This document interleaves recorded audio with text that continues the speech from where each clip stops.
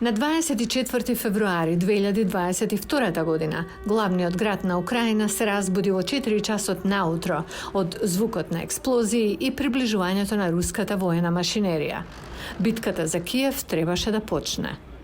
Меѓународните воени експерти предвидуваа дека главниот град на Украина ќе падне во рацете на руските сили во рокот 72 часа, имајќи ја предвид предноста на Русија со војниот персонал и опремата. Една година подоцна, градот Киев се уште пркоси и покрај масовните гранатирања. Лузните од војната се видливи низ метрополата и станаа дел од секојдневието на жителите. Делови од градот претрпеа тешки руски напади врз Киев. Некои предградија се во урнатини, додека други се обидуваат одново да започнат. Катерина Овчиникова живее во Киев. Таа зборува за променетата перцепција за војната во текот на минатата година. Рік тому, зараз, ми Пред една година бевме многу загрижени за војната. Се случи наеднаш. Почнавме да живееме како во филмовите од Втората светска војна. Беше празно, а сирени течеа.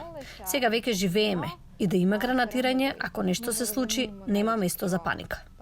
Овчиникова ја интервјуиравме во подземната паркинг гаража на незината стамбена зграда. Сега тоа е за солниште за неа и за други жители. принаймні для себе ми його хрестили бомбосховище. Локацијата ја означивме како засолниште од бомби.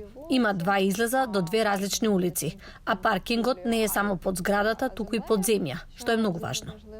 Градот Киев денес е полн со пунктови и луѓе кои носат воени униформи, но заедно со постојаниот страф и неизвестност, жителите се уште имаат надеж дека војната ќе заврши и Украина ќе биде слободна.